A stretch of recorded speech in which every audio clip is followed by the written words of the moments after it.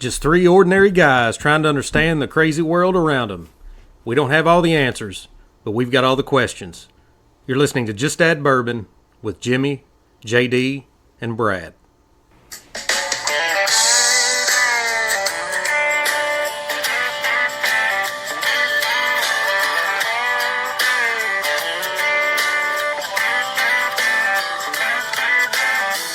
What's up, everybody? I'm Jimmy Don Kerr. I'm Brad Broaddus. And I'm JD Dameron. Welcome to the Just Add Bourbon podcast.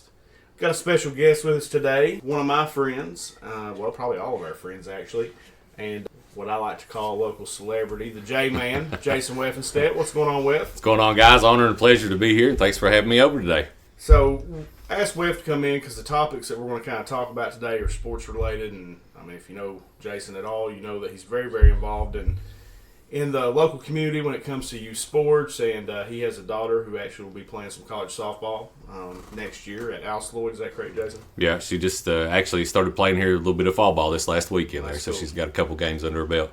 So we'll go ahead and get right into it, guys, this week. So I want to start with something that I find very interesting. I think it'll make for a good discussion.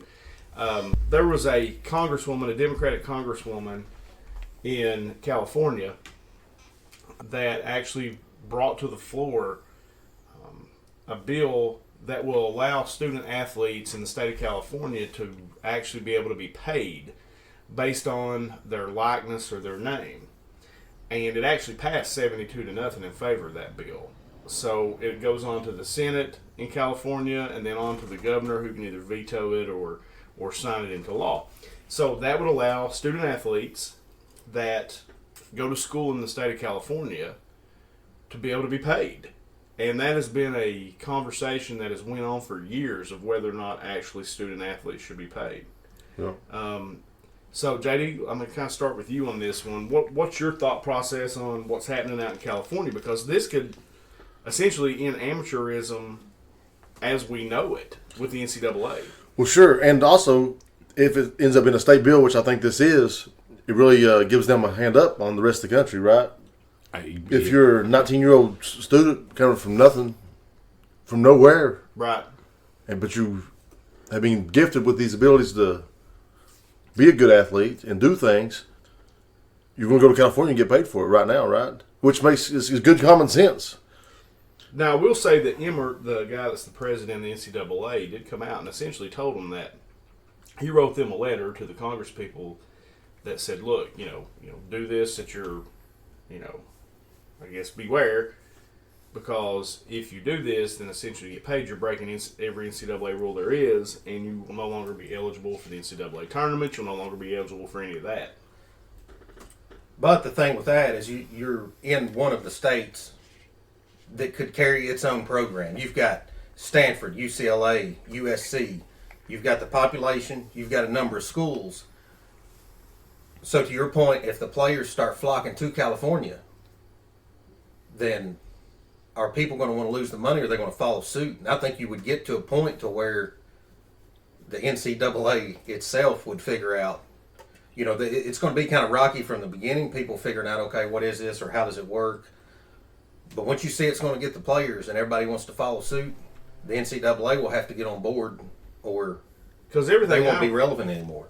Everything I've read is there are two other states that are considering it. I can't remember off the top of my head what those two states were. Colorado and Washington are already considering similar bills.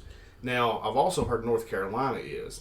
Now, you tell me if Duke and North Carolina are allowing their athletes to be paid, that the NCAA is not going to do something. Oh, for sure.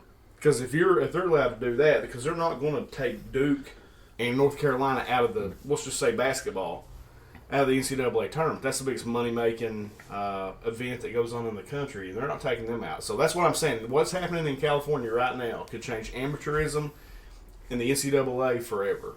But to play a little devil's advocate there, if we think some student athletes aren't already getting paid, we're being naive about it. Oh, no, they're getting paid. They're getting duffel bags. They're getting duffel bags with cash left in cars, kind of like the old movie, what was it, Blue Chips or whatever, got the tractor rolling in, I mean, they're getting theirs. And to pay them is one thing, because yes, they are bringing in that revenue to that school. Nobody bought what was Zion's number last year, 0 or number 1 or whatever. Nobody would go buy a Duke jersey if it wasn't for Zion. So they're making the money off that, which that's how they in turn give the student a free college scholarship. You know what I'm saying? You get 4 years at Duke for free that costs everybody else $120,000. Right, and most of the revenue producing sports, which is football and basketball, are paying for everybody else that gets to come too for all the other sports. So, I can see the argument. So let's just ask this question. JD, do you think student athletes should be able to profit off their name or their likeness? Absolutely. All right.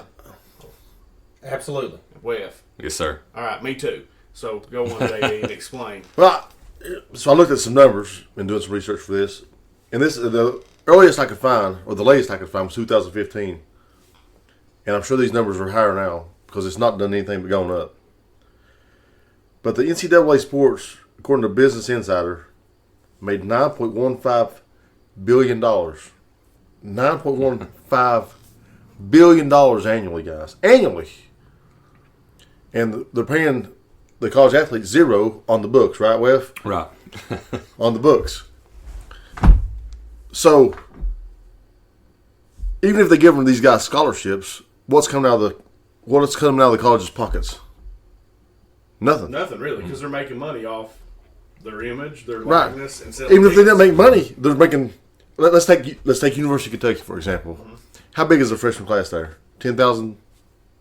Yeah, I'm sure. Yeah, or I'm not even sure. I'm not 6,000, sure. 6,000, Yeah, I'm not whatever. sure the number. But still, let's say they're paying $30,000 a year for a college tuition, right? And so 10 of them go for free. You're not losing money out of pocket. You're still just letting these guys go, but you're not. The Kentucky University is not actually losing any money at all Yeah, because what I read is because that, it's being absorbed exactly. by the other students. Yeah. And what I read was that the students, if you allow these athletes to profit off their likeness or their name, is that it actually doesn't cost the universities anything. That's It doesn't cost them a dime. That was going to be my next question: is Right, the who's NCAA going to actually- be who's going to be paying the student It athlete? would Is it be coming from endorsements? Is it going to be coming? endorsements. I mean, is it basically going to be like, all right, Gatorade comes out and says, Jimmy Don, hey man, you're a great football player. We want to sponsor you. We're going to give you $20,000 a year. Yep. For you to stand on the sideline and hold this Gatorade cup when you come off the field. Yeah, that's Yeah. exactly what it would be. Like influencers on Twitter, they would pay them to get on Twitter and tweet things in their products. Well, whether I see this working out is being like, okay, Nike has a contract with Kentucky. Adidas is a Louisville.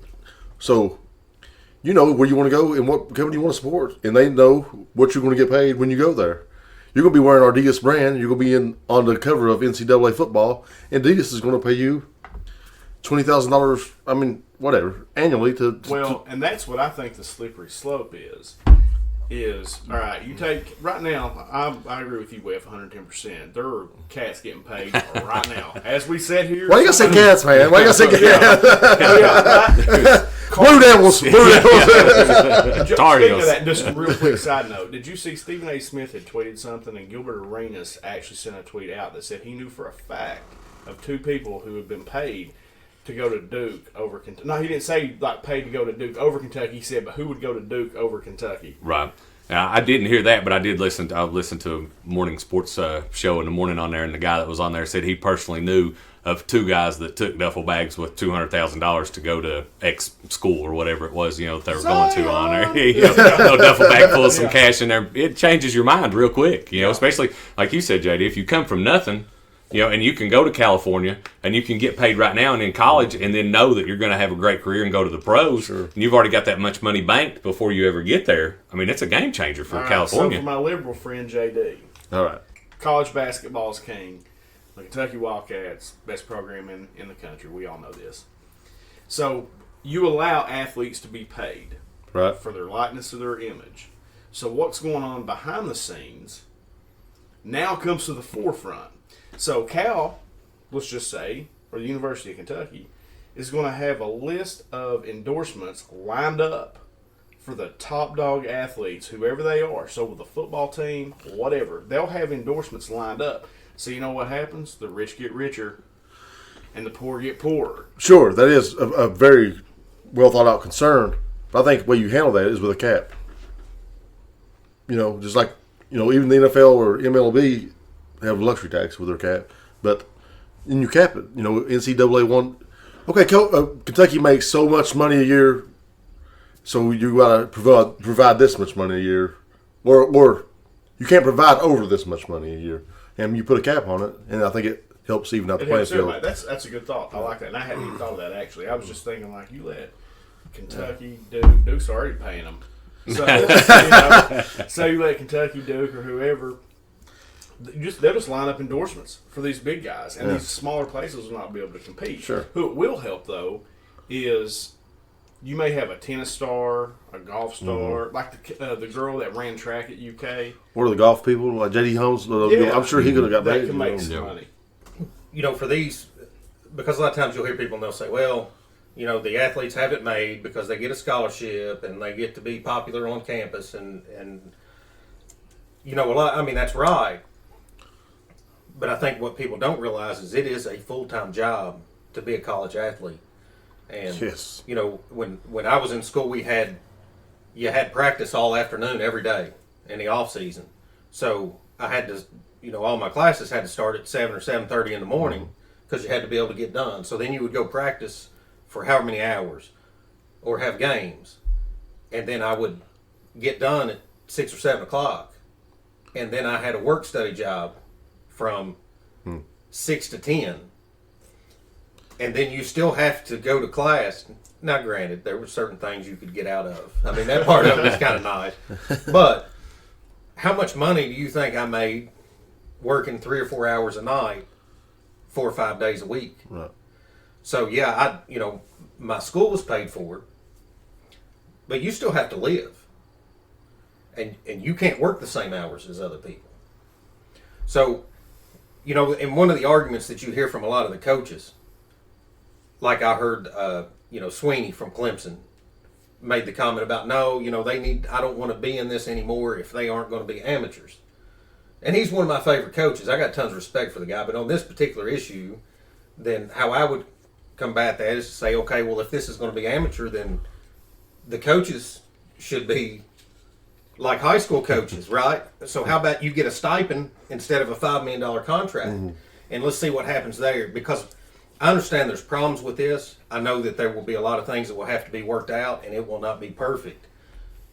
But we are insane if we think that college athletics is, if there's anything amateur about it. You're talking about the NCAA has increased their assets in the last 2 decades by over 1,000%. You know, a lot of these players are going to go on and play pro.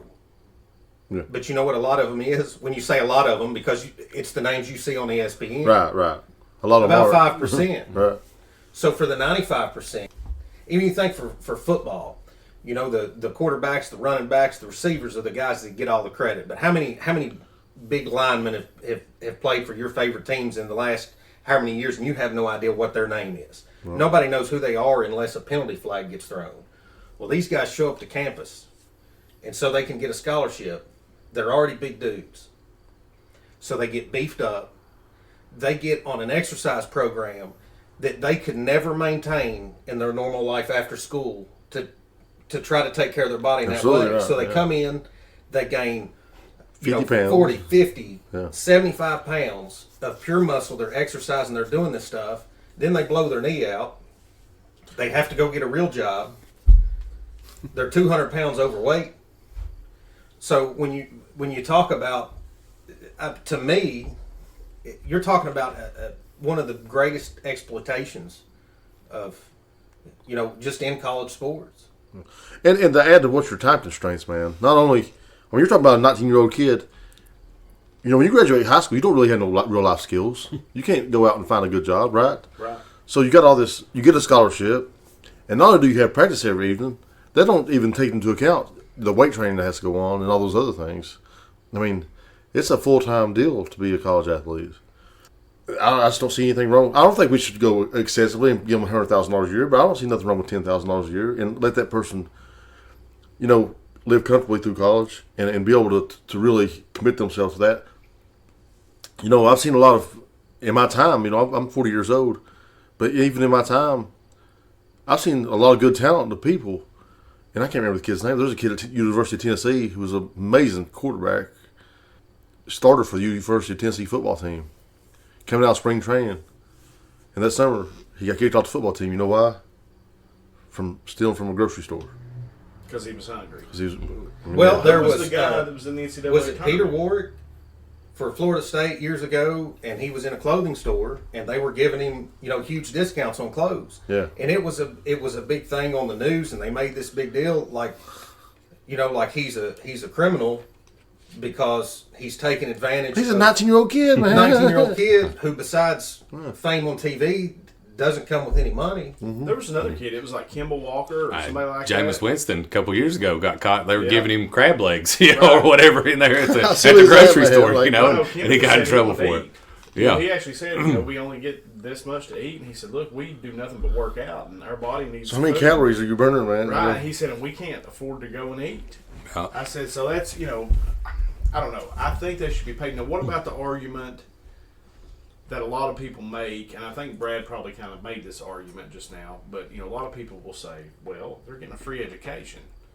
It's going to cost me to send my kid to school. It's going to cost me $100,000 to get mine the same thing that they're getting for free. And they're having to play ball, and their schedules. There's a lot of time constraints, things like that. Is that education, the free education, not enough for what they're doing, or should they be allowed to make more?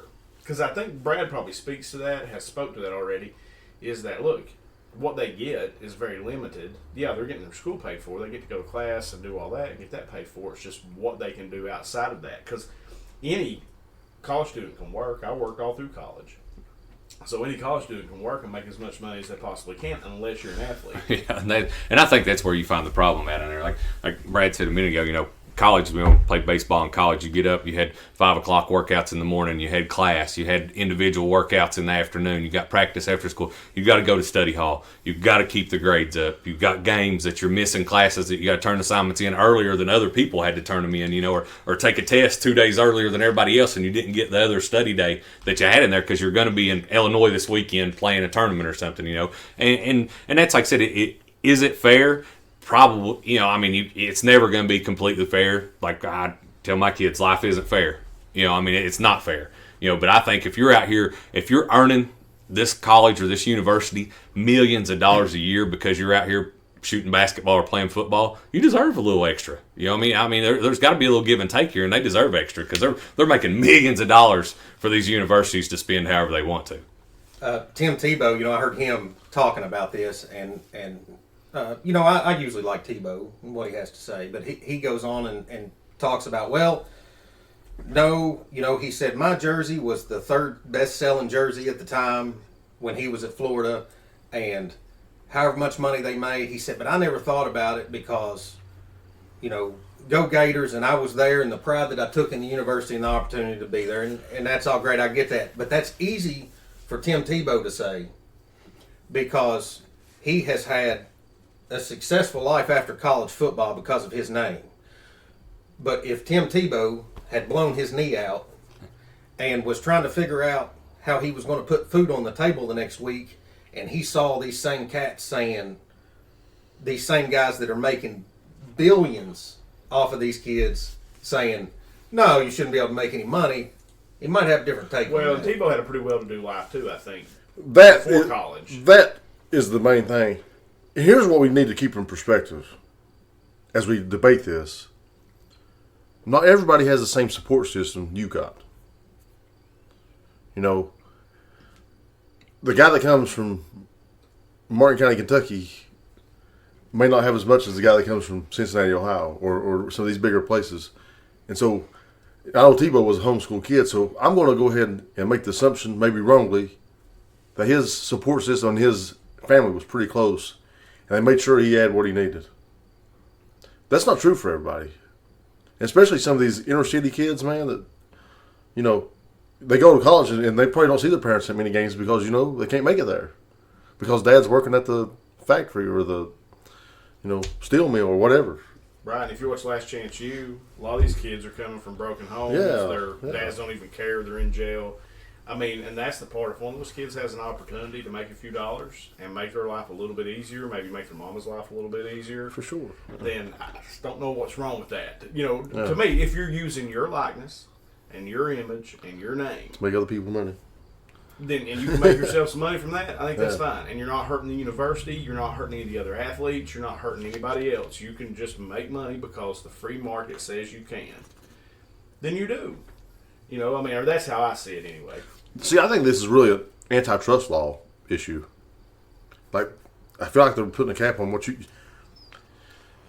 They're saying you can't make money by doing this when other people are making money off of it. It just don't. It seems like almost slavery, man. You know what I'm saying? Didn't the Northwestern football team actually try to take them to court? Well, they actually tried to. Yeah, they tried to bring in the union, and then there was a whole big thing where I think basically it was ruled that they said they couldn't do that, but I can't remember how it was they worded it, but almost like they had another option, which almost sounds like what they're doing in California, because you know you also run into the Title IX situation, which would, but I believe that would be specifically from government funds, right? So I would say there would be a way to do that, create a corporation for the schools. I don't know how all that's going to work.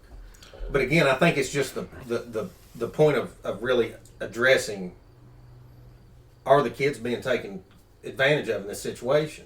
And there is so much stigma, and there are so many things that have been pounded in people's brains. Like, this is one of the craziest conversations that I hear people having all the time about these kids, the one and dones, and they'll say, well, this kid does not need to go to the pros. This kid needs to stay and get his education, right? So let me ask you this. What, if you send your kids to college, what is the main point of sending them to get an education? Like, what would the end game be? For the piece of paper, or for them to have success and to earn money?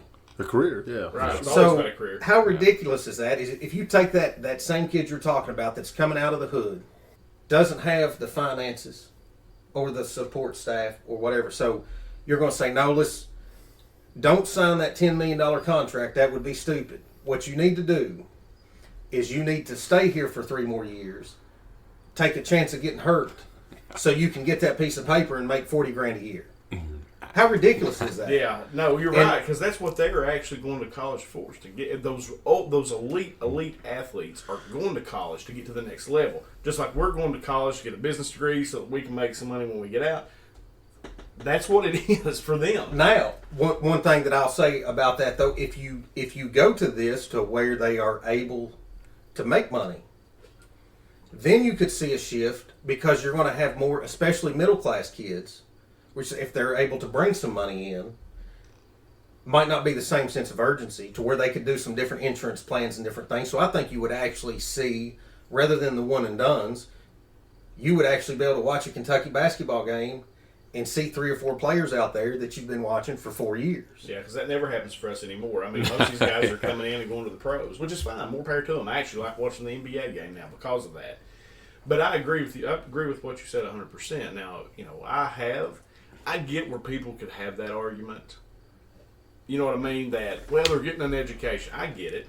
Yep. You know, but at the same time, I think we live in a free market society, and if you have the ability to make money off your name, likeness, or image, then you should be able to, period.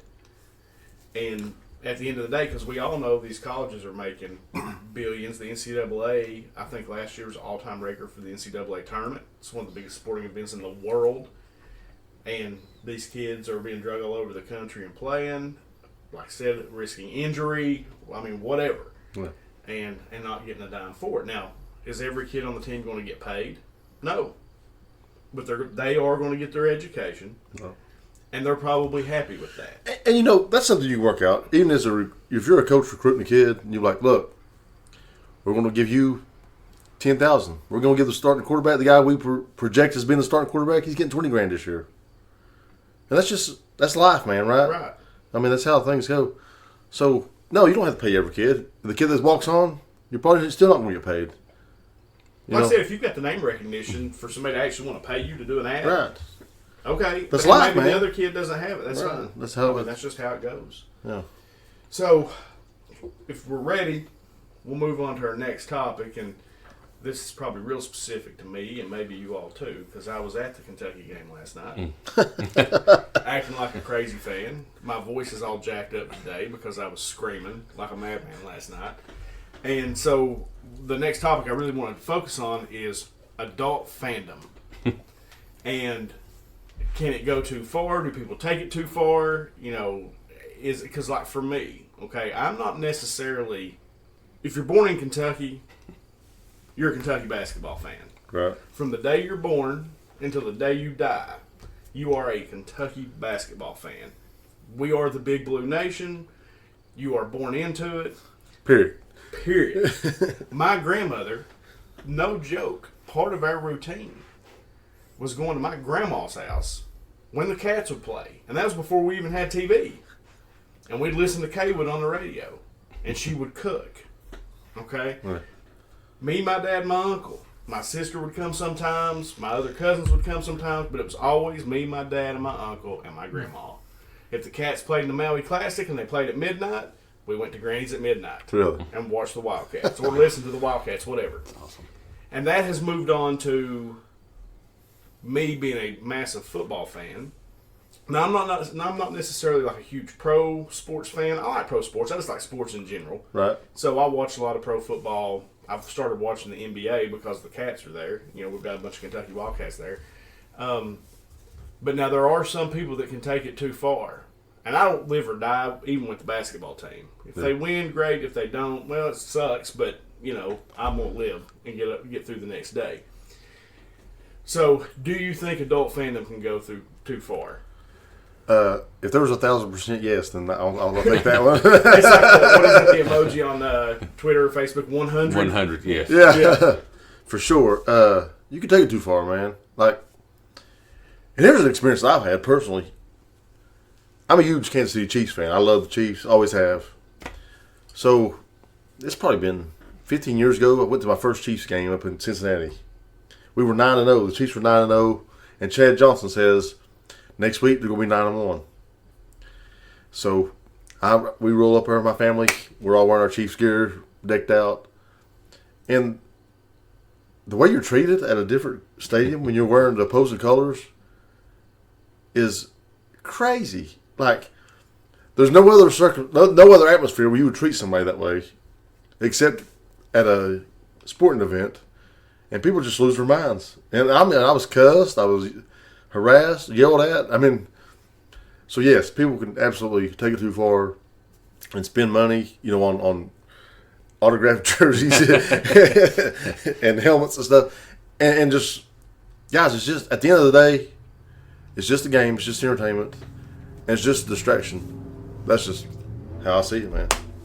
That's being with AEA, they can't take it too far. I referee high school football on Friday nights, and to be berated like I do get that way sometimes out there by the fans in the stand on there. Browbeat. You know, browbeat. If I wanted that, I'd stay home, you know. I would stay at the house. You know, hopefully my wife's not listening to this, but you know, I would stay there. But I mean, you hear it as a referee, you hear it, and in my personal, I don't care who wins on Friday night. You know what I'm saying? I want to be out there because I played football. I like to be around it. Gets a little exercise in, running up and down the field, and it's fun. It's a great. I love football. You know, I would do basketball if I had more time to do it. I coach right now and do it. And sitting on the bench, even, you know, sitting there coaching a basketball game, I can hear our own fans sometimes hollering stuff. I'm going, please just quiet. You know, it's not right. You know, and I'm not going to say that I've not sat on the bench and yelled a little bit too much at the referees and done it. We've all done it. You know, we've sat in the stands and hollered at the coach and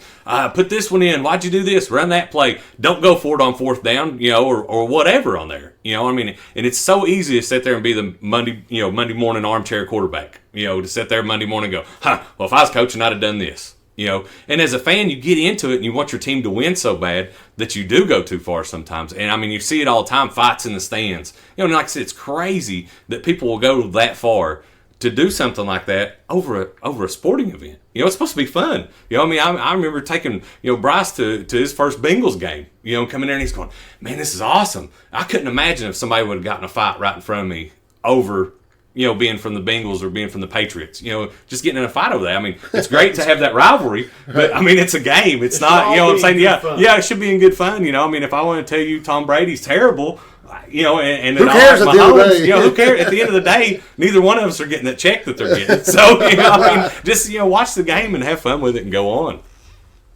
Now, if you want to see just our human nature and our tribal instincts, I mean, that's what it is. We want to be on a team. We want to be part of something.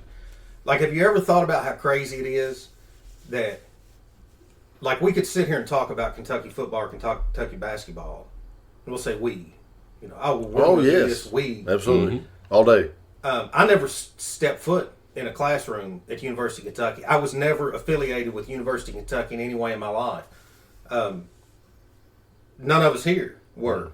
Right, but we'll fight to the death to defend the University of Kentucky. Oh, yeah. And you could have people that went somewhere else that were part of the school. So, I grew up, I was a Reds fan because of proximity, right? I grew up, my grandparents were Reds fans, they'd take me to some games. But it's ridiculous to me that you go your entire life, especially with the Reds, because golly, they suck about every year. But I did get to see one World Series win, right, when we were kids, and they won the World Series. So you root for them every year, and you will actually make these teams a part of your identity, right? I'm just talking about the people that are really out there, the really big sports fanatics. They make that part of their identity. They'll wait 10, 20, 30, 50 years for their team to win. And then their team actually wins a Super Bowl or a World Series. You would think that would be that would be the highlight of somebody's life. So then what do we do as human beings? We catch stuff on fire and flip cop cars over. Yeah. Right? It's ridiculous. And to me, I enjoy watching sports. That's really about the only time I turn. Jimmy Don knows my TV doesn't even come on unless it's a Kentucky football or basketball game. But just like last night, the Cats got beat. I wanted them to win. I watched the game and I was cheering for them, but they got beat. And I went to bed and I got up this morning and I went on about my life. But people get so sucked into this, like there's never going to be a scenario, right, where I'm sitting on my porch in a rocking chair when I'm 80 years old and I look over at my wife and think, honey, I think that things really could have turned out different for us had Christian Laettner not hit that shot in 1992. Well played. Yeah. No, I mean, I'm the same way. I mean, like I said, I love it, man. I was so disappointed. I mean, I cheered so hard last night that when the game was over, I felt like I played. I mean, like the whole stadium did that. Everybody stood the whole game. Yelled. I mean, just yelled the whole game. It was probably one of the best atmospheres I've ever been in at Commonwealth Stadium or now, Kroger Field. But we lost. Got in the car. Came home today. That's it. It's one loss. We're going to have a good season. I think we showed last night that we're just as good as anybody in this country. So we're going to have a good season. And for me, Clayton and I have had season tickets for 20 years. It's more about... It's surrounded by Kentucky football, but it's more about hanging out with him. Mm-hmm. It was more about growing up, being a Kentucky basketball fan, was more about hanging out with my grandma and my dad and my uncle. That's why it's so special to me, because that's what I think about when I think about Kentucky basketball. And I think that's what it should be. Now, if you're living and dying and you're ready to go out and, now I'm going to sit here and confess, I might have burned a couch or two during the national championships, okay? I'm going to say, I don't know what gets into you, alcohol usually, that leads to that type of thing. And it was joy. It was just pure joy. 96, 98, we won two, we went to the national championship game 3 years in a row in basketball, and we won in 96 and 98. It was awesome. I was in college during that time. So, I mean, we tore it down, son. My whole street, in Richmond, we tore it down. But if we would have gotten beat when we got beat in 97, I was disappointed, but I wasn't ready to go out and, tear the street up because we got beat. I mean, that's true. Like, I've never been ready to go fight somebody because of that, but it has definitely altered my day before. Well, no, that's for sure. If you're a fan, it's going to alter your day. Yeah, and I'm not talking about enjoying going to the games or getting a little upset in a close game. That's normal. And I think that part of that part of sports is great.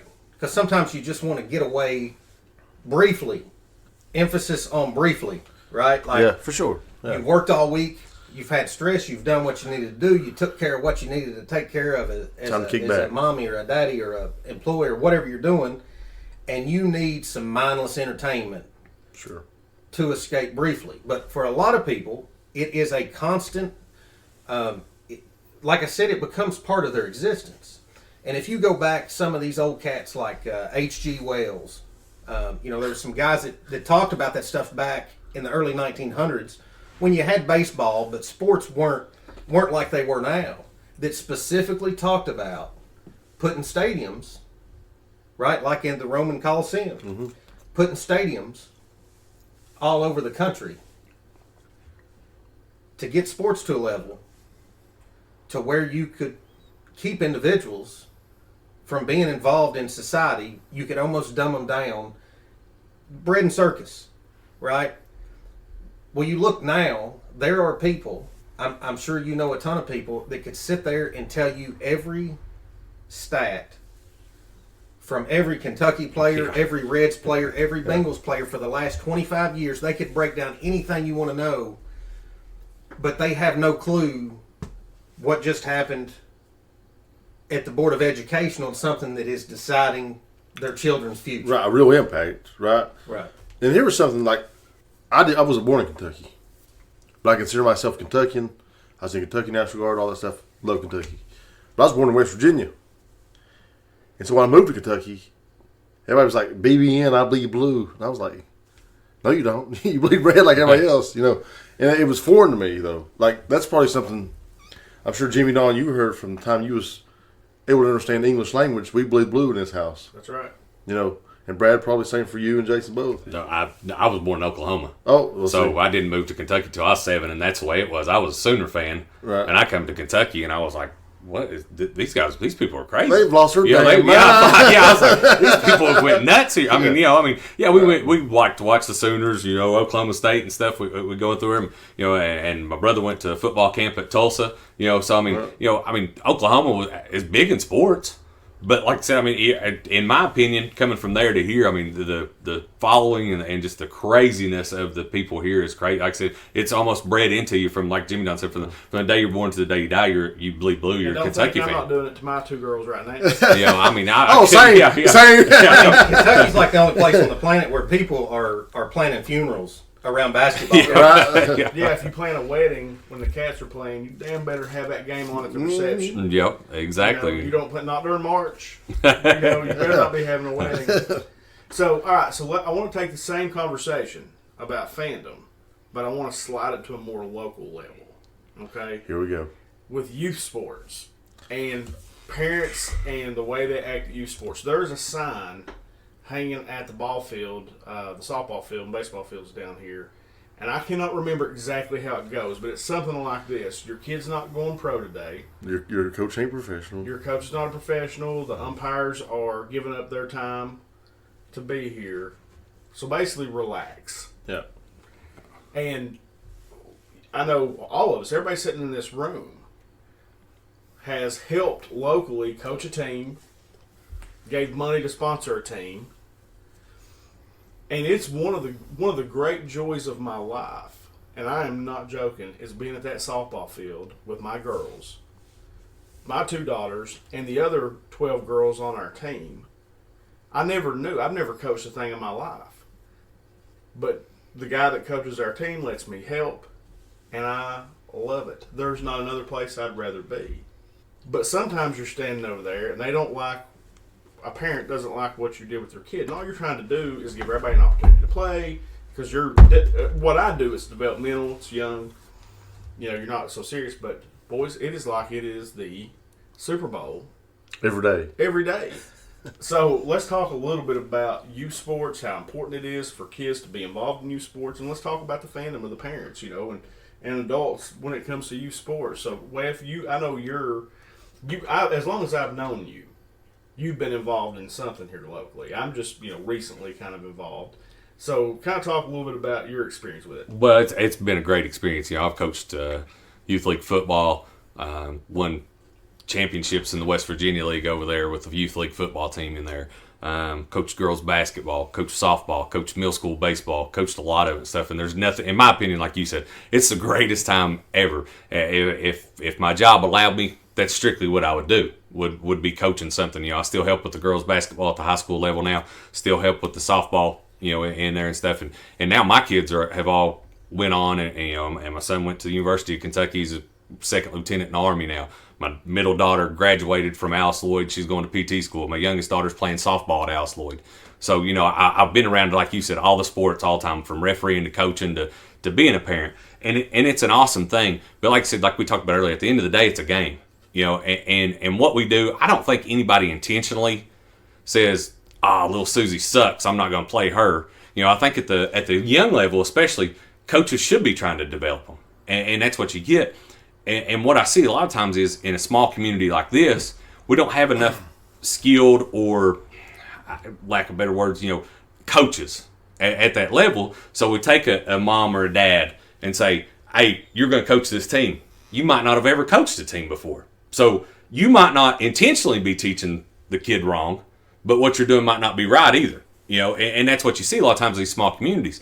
You don't get, you know, you're volunteering first off at the youth level, and pretty much at the high school level as well. You're pretty much volunteering your time for what little bit of money you do get. The high school coaches are well underpaid. Amen. You know, I mean, it's a travesty to me how a high school coach can put, even an assistant coach at the high school level can put that much time in and not get something back out of it. So that tells me, if you're doing it at that level, you love it and you're there for the kids. You know, I mean, a lot of these coaches, myself included now, don't even have any kids playing. You don't have anybody in there, and you're giving your time. And to hear somebody say, the only reason that little Jim got to play is because that's your son, kills me when people do that. You know, I mean, should your son probably get to play a little more? Probably. You know, if you're out there volunteering that time and doing that, people are probably going to say something about that. But if you're doing that much time and your kids are, I mean, they probably deserve a little bit of that. You know, but most coaches, I myself wouldn't start my kids half the time. And I took it out on them, and most of the time they were the better athlete, because I didn't want JD sitting beside me here saying, hey, the only reason he's playing is because that's J-Man's kid. You know, I didn't want that to happen. So right. I held it against them, and it's wrong to them. I did them wrong in circumstances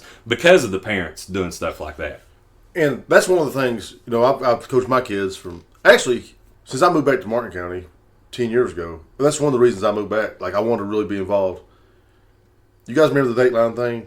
Voices from, what was that? Voices from the Mountain, Voices from the Hill? Yeah, yep. sure. Yep. And I felt like, you know, one of the ways I could really impact the community was through coaching. Like, I really, it's a passion I have. I love it. I love working with our kids, love working with the youth, and I want to build a better community here and a better America. Yeah. And I know what kind of influence I had in my life. You know, with Coach Matney, you know, you can say what you want to about Coach Matney, but you know, I was with him from August to February almost every year I was in high school, and I love him.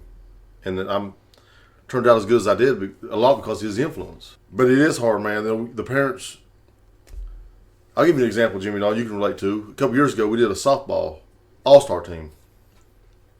And I'm sure a lot of people listening to this right now probably had their feelings hurt because their kids didn't make an all-star team. Or their kid didn't make an all-star team, or their best friend didn't make the all-star team. And all-star teams are tough, you know. But you're trying to do something good for the kids that have worked hard to get the abilities they have. But you also don't want to make anybody mad. Does anybody ever wake up and say, hey, let's piss off everybody today? No. We decided we was going to take 11 or 12 girls with, you know, 9 positions on the field. And we don't want to have 16 girls. And also, we don't want to have 7, 8 parents driving to Tennessee or driving 3.5 hours away and their kid not play, right? Yep. Because that's not fair. That's not good. So we got the team together. Kid didn't make the team, and I got blasted. Oh, so my kid's not good enough to be on the All-Star team this year? What do you want to say? Yeah, she's not. Yeah. You know, and that's the harsh reality of it, you know. But it also, well, parents only see what their kid's doing, right? They don't see what the other kid's doing. Like, even on our high school football teams now, there's a kid I'd love to play linebacker, but nobody else can play defensive end. No. You know what I'm saying? No. And that's what the perspective I try to keep as a coach. Like, it ain't always about what your kid can do. It's a lot of times what the other kid can do. Does that make sense, guys? Oh, yeah, makes total sense. Yeah. And so, the last 2 years, I've coached our youth wrestling team here in Martin County, and we've won state the last 2 years. And I've not had a kid wrestling at all, but I just love it. And I love those kids, and I love those parents. But wrestling is a little different than football or baseball or basketball because there's no. You just go out there and settle it on the mat, and the best kid wins, and that's all they are. There's nothing else to it, you know. But absolutely, parents, man, even when selecting the All-Star team, one of the things you take into consideration, even drafting, I'm sure, Brad knows about this, Jimmy Don, you'll know about this. When you're drafting for youth leagues, when you draft the kid, who else do you draft? The parent. Mm-hmm. You draft the parent. And so that's the thing people don't see either. You know, I think with you, I love being involved in the youth sports, and I think that it is very, very important for the kids. Not just the sports part about it. Like Jay said, at the end of the day, it's a game. It needs to be treated as such. But as far as development, as young men and women, I will say that I learned more playing baseball, being in college with people that I couldn't communicate with. Or I think one of the biggest things that you learn in sports is you have to cheer for people that you don't necessarily like. And you have to pick them up when they're down. And you have to overcome adversity with a group of people that half of them, if you were out of the field, you'd probably want to smack them upside the head, right? But you can see that when in the workforce, you can tell who grew up playing sports at a competitive level because you see how they react to certain situations. As far as the parents, God bless people for coming out and putting in their time. And, you hear a lot of complaints, well, this coach doesn't do this or doesn't know this. And I say, well, jump in the arena, right? They're coming in and putting their time in there. And a lot of these people will just admit, look, I don't know anything about it. They needed a coach. I want to help these kids. Yep. And I think everybody should be commended for that. Just picking on the parents just a little bit. You got to think, and these kids, especially young kids, you're talking about, 5 to 10 years old. These kids are like on the baseball field. They're walking up to the plate. They have a million things going through their mind. They're thinking, okay, I hope I don't get hit by the ball, right? I hope I don't look stupid up here. I hope I don't embarrass myself, and I hope my parents don't start yelling at me. And they haven't went through the second thing in their mind, and the parents are already yelling at them. Okay, do this. Put your foot down. Put your arm here. Do this. Stand up. And it should be the complete opposite. That stuff is for practice. I get criticized because I don't coach enough during the game sometimes. I've had people say, hey, you know the game of baseball. Why don't you coach more fundamentals during the game? Because that's not the time for it. That's for practice. When me and my kids are out in the yard, or if I'm working with somebody else's kid, when we're in practice, that's when we're going to talk about, this is where your feet go, this is where your hands go. Let's work on this, that, and that. When that kid gets on the field in a game, he needs to be thinking about one thing. I'm going to take this stick, and I'm going to hit this ball with it. That's all you need to be thinking about, right? JD, could you imagine if every one of your guys, and I'm talking about little kids, even at the high school level, with guys that can handle a lot of instruction. In the middle of a game, if you gave them more than two things to think about, what do you think would happen if every time they're trying to do an open field tackle and they go, okay, well, my legs have to be at this angle and my hands have to be here, my helmet's, it doesn't work. No. And we bombard kids with information, even in practicing. We'll get out, me and my son will get out in the yard, and some days we'll do some serious fundamental stuff. We'll go through, break it down, go through everything, swinging, throwing. Some days, we just go out there and have fun. I don't say a thing about an arm motion or swing. We might throw a ball up and try to catch it behind our back. I might give him the ball and pick out a target and him just throw the ball up and hit the ball. And you say, well, you're not going to do that in the game, then why would you practice that? Because everything that kid does number one, they're gonna be using different parts of their body. It's going to improve their eye-hand coordination. And at this time, we're trying to make it fun because so many kids get burnt out. I think that the travel thing has got way out of hand. Not that you can't have travel teams and have some success with them, but I am totally against playing ball year round. I talked to one of your buddies last night, actually, who was talking to me about another kid who, I guess he wanted to play shortstop, but he just wasn't a shortstop. He was an outfielder. And the guy's like, I'm trying. And that's what you do as a coach, man. Your main goal is to set these kids up for success. I don't care how much money their parents make. I don't care how well politically connected they are. I want you to have as much success as possible. And at the end of the day, that's what it's about. But one thing I think we lose in this sports thing, like I said, I participated in football and wrestling, most of my years of high school, and I got to play a little college football. But from August to February, I couldn't get in any trouble. You know why? Because you're playing ball. I was playing ball. And when I got home, I didn't feel like no trouble. I was tired. And that's one of the things I think that we lose. Like, I think another thing to playing multiple sports, one reason I encourage is I think it actually prevents injuries. Yeah. Because if you work in different groups, man. You're working different groups of muscles. Mm-hmm. So for, baseball, unless you hit an end-of-park home run, there's going to be very few situations where you're going to be in a full sprint for longer than a few seconds. Right. Yep. Well, basketball, you're going to be sprinting all game. They're using completely different muscles. Yep. And I think that it actually makes the kids more athletic. Even if they have a specialty sport, I think that it makes the kids better if it's, if it's baseball, if they're playing basketball or wrestling or doing other things, that it will make them better at baseball. And the other thing you see from these year-round travel teams is kids get burnt out. There's a lot of kids that are falling out of sports by the time they're 12 or 13 because they're just burnt out. Their parents have pushed them to the point that they don't want to play anymore. Yep. And the other thing with the travel sports is what you're in the developmental ages, you're trying to develop these kids' skills. But you're playing 5, 6, 7 games a week. Mm.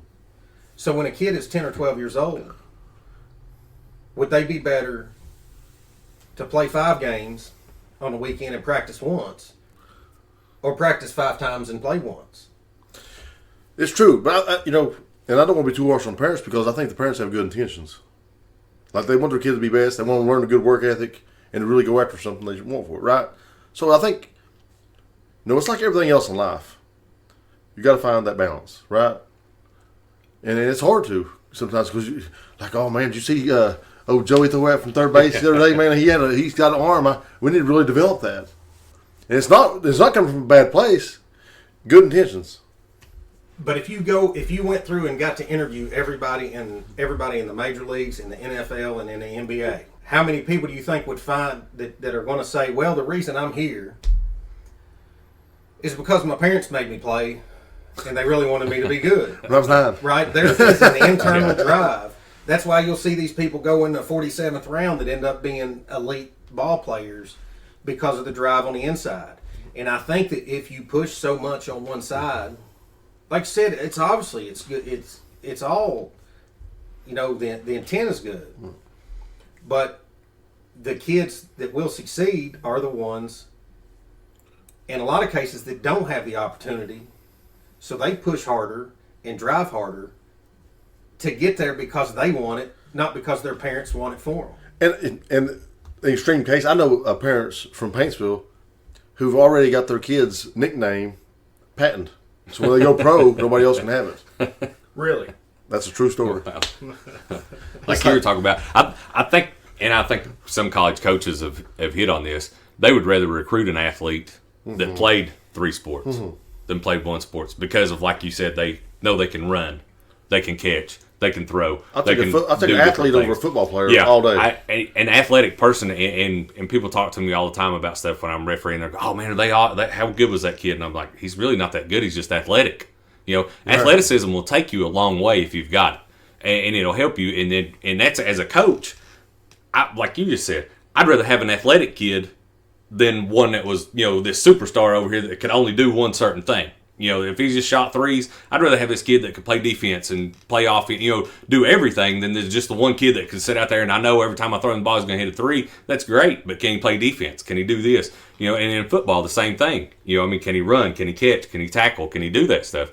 And by playing every sport out there, that helps you, I think, in life in general and in all these sports. It gets you there. And like you went back to, JD, with wrestling, that's why my son quit the other sports, because it was an individual sport. And he said, listen, I'm not going to depend on Jimmy Don to throw me the ball. I'm not going to depend on Brad to make that three. I'm not going to depend on you to do this. If I lose, I lose. And that's why he went to that, because of that in there. But I think I may have had a little part of that. I may have pushed him too hard in some other sports and stuff in there, and I had no clue what wrestling was in there. I had a great story one time. I took the middle school wrestling team to the state tournament one year, and a buddy of mine was hollering crawl space instead of cross face. So I mean, there's some. I'm not going to name any names, John Mills, but there's some things that But once again, going back to coaching, I had no clue what I was doing. But those kids weren't going to get to go to the state tournament unless I was stepped up and signed my name and said I'm the middle school wrestling coach. I never wrestled in my life. Paintsville didn't have a wrestling team. I had no clue what to do. I was just going, get up, yeah, pin him. I thought we were WWF out there for a while, But like I said, it's just sports in general is great for kids. I love being, like talking about youth league, being a part of it, and it's awesome, man. I think every kid out there should play every sport, coming and going, and play them all. If you got, I know I did. We had baseball or football practice 6 o'clock in the morning, had basketball practice in the afternoon, and then went to baseball in the evening. So I mean, we were, like you said, constantly busy, man. From the time school started to the time we got out, I didn't have time to get in trouble, because we were playing ball. Guys, we can sit and talk about this all night, for sure. I mean, this is one of those conversations. I could talk about this all evening. Oh, we'll move on to our last segment, which is always our college football picks last week. In week 3, I went 1-3. I am now 8-6 overall. Brad went 2-2. He is now 11-3 overall. And our football expert JD also went 1-3 and is 7-7 overall. Let's use expert loosely. That's very loose. So loose term was the expert with JD.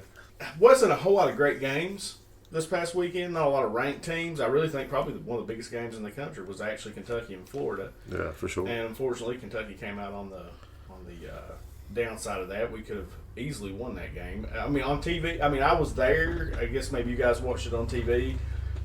To me, for 3 quarters, we dominated them. We were better than they were. And then in the last quarter, Kentucky's kryptonite, backup quarterback, came in. And I knew it. I swear, when he got hurt, I said, oh no. Did everybody do that? It was just me. Yep. And then I hate that Felipe Franks got hurt. It looked very similar. Well, I think he broke his ankle or dislocated his ankle, yeah. Yeah, so it looked pretty nasty there on the field. And then, something else we could get into maybe one week is targeting calls. Because, there were 2 targeting calls in that game last night that really affected the game. 2 plays really affected Kentucky's ability to win that game. And one was that targeting call, and the other was not being able to get convert on 4th and 1. We ended up like 6 inches short. If we convert that, we probably win. And then we miss a field goal. Story of my life. 6 inches short. All right, so Jamie. He didn't touch that. Moving on. All right, so the first game we're going to pick this week will be number 11 Michigan versus number 13 Wisconsin. Michigan is a 6-point favorite. J-Man, why don't you start us off on that one? I'll go ahead and take Michigan on that one. I believe they could come out and play some pretty good ball and probably come away with a win in that one. All right, JD. I'll go with the Badgers. Oh, he likes the Badgers. Yeah. So everybody 6 else points. needs to pick Michigan. Yeah. You want to win. Yeah, you're a whole game ahead of me, man. Brad? Michigan. I'm also going to take Michigan. Yeah, I'm going Michigan too. Wisconsin. All right, so we got 3 Michigans and a Wisconsin. All right, next game, a good SEC game, number 8 Auburn versus number 17 Texas A&M. That's at Texas A&M, and the Aggies are a 3.5-point favorite over Auburn. So, JD, we'll let you start on that one. Thanks, man. Give me the Tigers, man. Give me the Tigers, yeah. Why is A&M a 3.5-point favorite? Because I don't know Kyle Field, man. It's Because different. exactly It's a it different is. thing, Be man. the 12th man I'm coming telling in you, there. yeah. J-Man? I'm gonna go with Auburn as well. I'll take Auburn in that one. All right, Brad? I'm going with Auburn. I'm going to go with Auburn, too. Like, I want to stress how bad Brad hated to agree with me, right? No, I was just sitting here thinking. I thought he took They're a like, deep breath. No, I was just thinking. So I'm 11-3 right now, right?